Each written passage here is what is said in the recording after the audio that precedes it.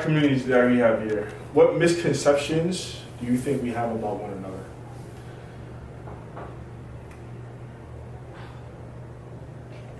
That's a hard one. Because I can't think from the head of somebody being. I have two students from Ghana that I tutor.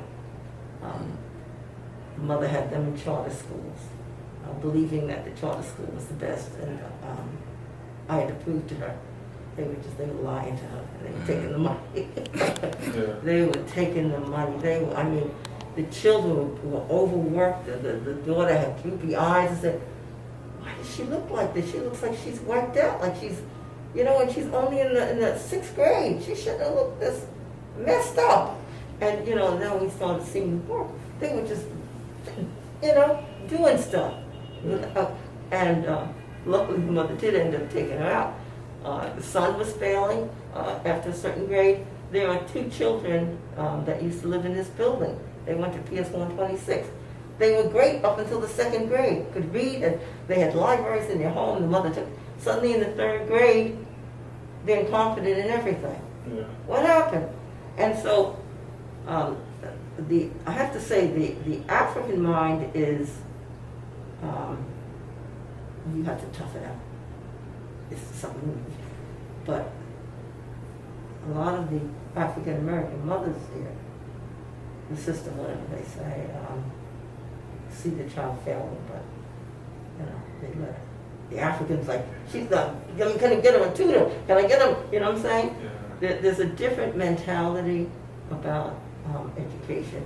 There's also a different mentality about dealing with oppression. The way you deal with oppression and the way you've seen some Africans deal with the immigrant Africans, what can they do better? Because this is what I believe.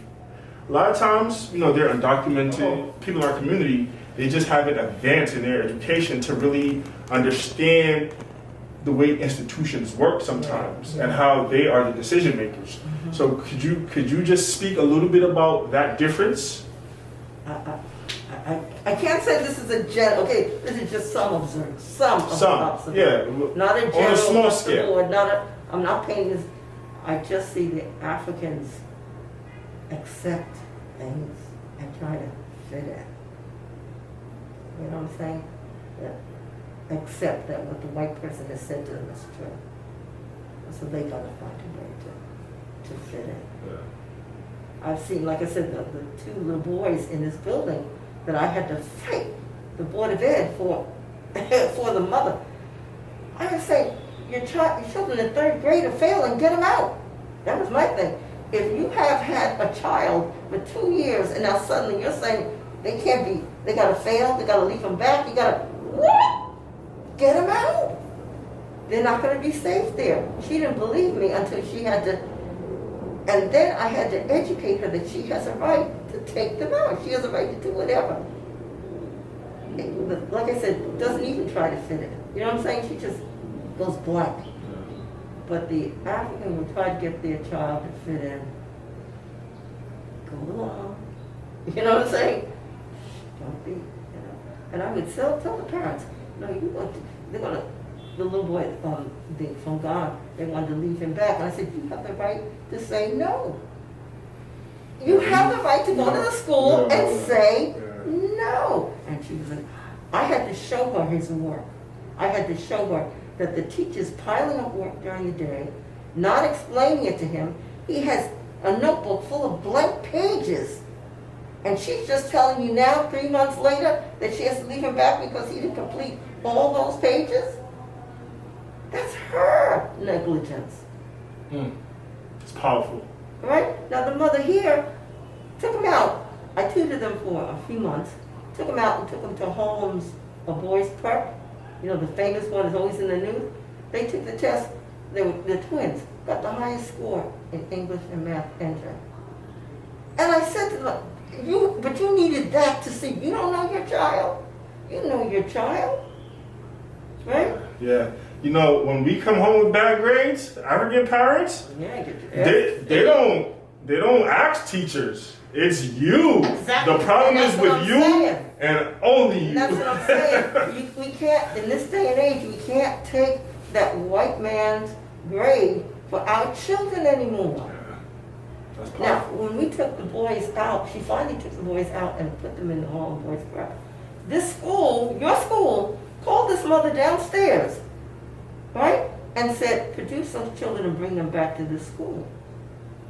Now, an African mother, I'm sorry, would have done it. What did this black mother do downstairs? Cry in her kitchen and call me. Cry. I said, you took your children out. They don't ask you nothing anymore. You're not in the DOJ. You're in Harlem Boys Prep. That's a private school. You don't have to tell them anything. The Board of Education president, head of it, the Carmen, the chancellor, called her up and wanted to know where those children are, what school. I said, hang your phone up. This is what I don't understand. Why don't we know that? And so our African parents and our African American parents fight each other over crumbs and tiplets. And they're not really mad at each other. They can't. You know what I'm saying? I love that. They're not mad at each other. They just don't know. We just got to do some drum circles. We got to do some drum circles. We got to do some dance. We got to have some food. Always got to have some food, right? They sent home notices that the schools were being truncated. Now, I don't had nothing to do with the school, but I was using it for the dance classes. And the parents came to me, we got these letters about being truncated. They didn't even know what truncated meant. Bloomberg was trying to sneak a little charter school in there. So the parents got these letters saying, as of next year, you got to find a school for your 5th graders to go to because we're taking out the 5th grade. Now, you know, where are those kids going to go? There's no school around here that isn't small. They'd have to get in Yankee station, traffic, and find a school that would take them in the 5th grade. So our little party got together, and we went to face Bloomberg and his panel, his Klein and those in charge of deciding this. That night, our school was the only one taken off the list. 126. Right. This man, he just died this month. He just died in September. Okay? So we had to go there and face, and this is what I learned. This is how I learned. Is that you? Yeah. This is how I learned how they do us and how they do the children. They give them something and then they pull the rug out of there.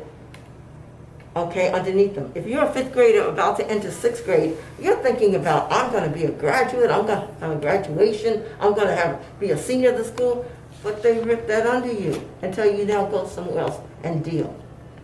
Right? So you have to fit in another school that already has people that have been there. You understand? You're like a wandering person. That's when I learned who are on these panels, who decides what's happening, and none of them, you can see, have anything to do with the black community. They came out there with their decision making. And that's what happens to the children here.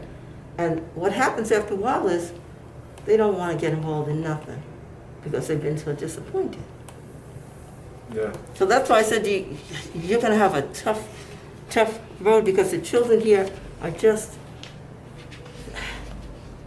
they're just not interested in a lot of things that I was interested in.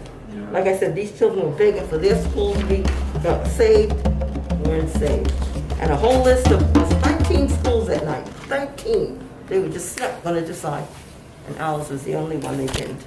Have you gotten a chance to compare the education system Yeah. in other parts of the world? Oh, yeah. Well, I was in theater. I was in dance. So I traveled with dance companies. I was in musicals.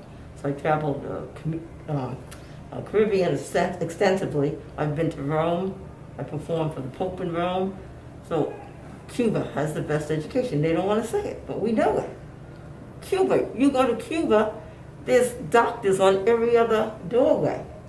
A dentist on every, you know what I'm saying? You don't have to go to a center. They're your neighbors. The Caribbean education, like I say, is very, very strong. That English, system, Trinidadians, very strong in their education. Nigerians are kicking the butt right now, right, in math and everything. So we know that our scholars, who our scholars are, and where they come from and how to teach our children. But like I say, we give our children over to these systems that do not have our best interest in heart. And we have to start learning that. A lot of times our children, like I said, I fought my daughter's entire educational time. I was there. When we got to middle school, the principal was telling me I had to let her walk to the hallway on her own. I said, as long as I'm on this planet, I'm going to be here advocating with my daughter. What do you mean, step off? No. What we do, we organize a parents' group. I said, no.